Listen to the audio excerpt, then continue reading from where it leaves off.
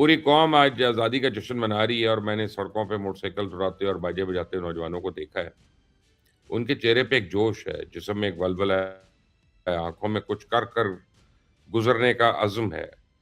یہ دیکھ کے بڑا اطمینان ہوا کہ ہمارا مستقبل الحمدللہ محفوظ ہے، لیکن اس کے ساتھ ساتھ تھوڑی سی پریشانی بھی ہے۔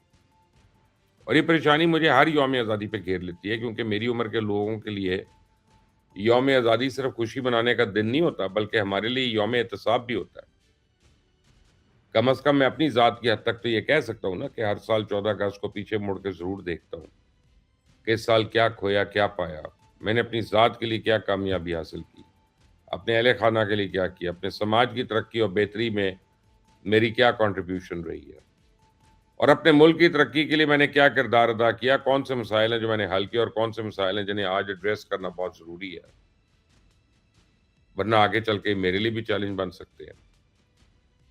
تو کل رات جب میں نے اسلام آباد میں وزیر اعظم شہباز شریف کی تقریر سنی تو مجھے بڑی خوشی ہوئی کہ ہماری قیادت کو بھی آنے والے چیلنجز کا بخوبی ادراک ہے۔ بعض دوستوں کا اعتراض ہے کہ یوم آزادی خوشی کا دن ہے، اس دن بھارت کو سبق سکھانے کی دھمکی دینے کی کیا ضرورت تھی؟ یہ کام کسی اور دن بھی ہو سکتا تھا۔ لیکن میرا جواب یہ ہے کہ خدا نخواستہ یوم آزادی والے دن اگر آپ کو پانی نہ ملے تو کیا آپ بھوکے پیاسے آزادی کا جشن منائیں گے؟ یہ درست ہے کہ ٹیکنالوجی کے میدان میں ہم دنیا سے بہت پیچھے ہیں۔ آرٹیفیشل انٹیلیجنس پہ ہماری کوئی کمانڈ نہیں ہے۔ ہمارے یہاں ریسرچ کا کوئی بڑا ادارہ نہیں ہے، کوئی لیبارٹری نہیں ہے، کوئی ایسی یونیورسٹی نہیں ہے جو عالمی رینکنگ میں بہتر ہو۔ مالیاتی اور تجارتی میدان میں ہم اپنے ہمسایہ ممالک سے پیچھے ہیں۔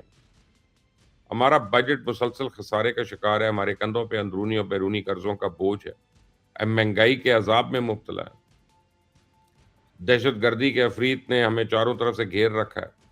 اندرونی اور بیرونی سازشیں ہماری زندگی کو جیرن کر رہی ہیں۔ لیکن ایسے میں اگر کوئی ہمارے آبی وسائل پر دشمن قبضہ جما کے بیٹھ جائے تو پھر ہم کہاں کھڑے ہوں گے؟